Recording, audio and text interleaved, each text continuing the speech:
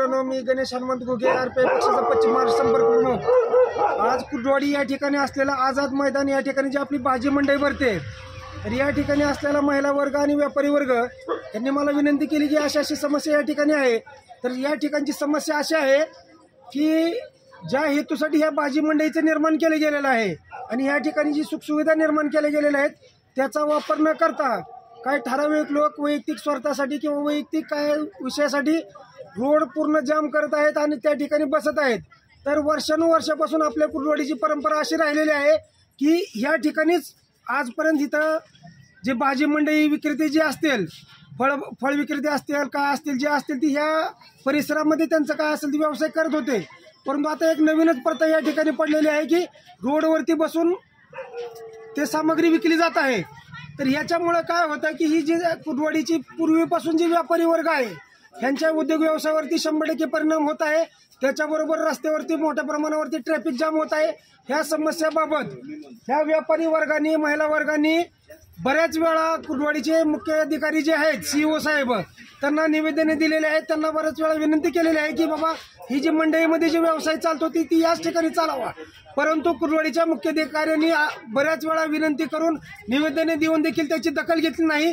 या गोष्टीचा प्रथम मी जाहीर निषेध करतो आणि या ठिकाणी जे लोक उद्योग व्यवसाय करतात त्यामधील काही लोक काय बोलताय ती तुमच्या तुम्ही ऐका।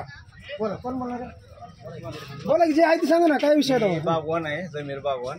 प्रशासकाने काय केलं, मध्ये आम्हाला जागा बसत होते, काही ह्याच्यात 2-4 माणसं असे आहेत, व्यापारी म्हणा, शेतकरी म्हणा, की आम्हाला बसू देत नाही, हे जाणून बुजून गैरसोयी होते म्हणून त्यांनी काय केलंय, रस्ता पॅक केलेला आहे। आमचं म्हणणं असं आहे की सगळे एका ठिकाणी यावे, रस्ता बी जाम होणार नाही, काय नाही, सगळ्याला उद्योगधंदे चालतात, सगळ्याचा धंदा पाणी होईल। आतापर्यंत तुम्ही व्यापारी लोकांनी, महिला जे इथे विक्रेते आहेत, यांनी किती वेळा नगरपालिकेच्या COला ही बोललेलं आहे तुम्ही बाबा? 10 ते 15 वेळा हे अर्ज दिलेला आहे, निवेदन दिलेले आहेत, अर्ज दिलेले आहेत, परंतु कुर्डवाडीच्या मुख्य अधिकाऱ्यांनी ह्याची कसलीही दखल घेतलेली नाही, कसलीही दखल घेतलेली नाही। तुमच्या महिला वर्गातलं कोणी काय कमेंट करू शकतं याच्यावरती? ऐका ना, न घाबरता बोला, तुमचा हक्क आहे, तुम्ही बोलायला पाहिजे। बोला, नगरपालिकेने याची दखल घ्यावी आणि सगळ्यांना सहकार्य करून एका जागेवर बसवावं। म्हणजे तुमची या ठिकाणी उपस्थित असलेल्या व्यापारी आणि महिला वर्ग विक्रेत्यांची फक्त एवढीच मागणी आहे की रस्त्यावरती जे विक्रेते बसलेले आहेत त्या लोकांना इथं जागा उपलब्ध आहे। ज्या हेतूसाठी ही मंडई निर्माण केलेली आहे त्या ठिकाणी त्यांनी इथं काय असेल ती त्यांची सामग्री इथं विक्री करावी। ह्याचा प्रत्येकाच्या धंद्यावरती परिणाम होत आहे, तसेच ट्रॅफिकची समस्या उद्भवत आहे, त्याच्यातून अपघात घडत आहेत। आणि कुर्डवाडी नगरपालिकेने आज एवढे निवेदन दिलेले आहेत, एवढ्या वेळा विनंती केलेली आहे कुर्डवाडी नगरपालिकेच्या COला, संबंधित अधिकाऱ्याला, या ठिकाणी जे कोण पर्यवेक्षक असतील त्यांना ह्या सर्वांनी, ह्या माता भगिनींनी सांगितलेलं आहे, इथली समस्या सांगितलेली आहे।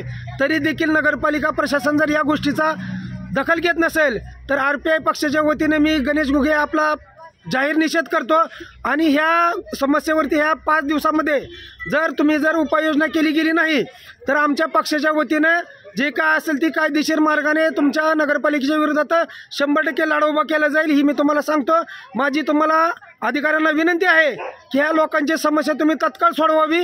सकाळी तुम्हाला अधिकृतपणे निवेदन दिले जाईल आणि निवेदन दिल्यानंतर जर तुम्ही 2, 3, 4, 5 दिवसाची तुम्हाला मुदत देतो, त्या दिवसामध्ये जर तुम्ही कारवाई गेली नाही तुमच्याकडून तर त्याच्यानंतर अतिशय तीव्र पद्धतीने निदर्शनं ह्या सगळ्या लोकांना, व्यापारी वर्गाला घेऊन केली जातील। आणि त्याच्यानंतर जर बेकायदेशीर प्रश्न तिथं काय निर्माण झाला, कायदा सुव्यवस्थेचा जर प्रश्न निर्माण झाला तर त्याला नगरपालिकेचे CEO, सध्याचे मुख्य अधिकारी जबाबदार असतील आणि त्यांच्या जे सबऑर्डिनेट ऑफिसर असतील, हे सगळं काम बघणारे ते सर्वस्वी जबाबदारी असतील। मी तुम्हाला स्पष्टपणे सांगतो।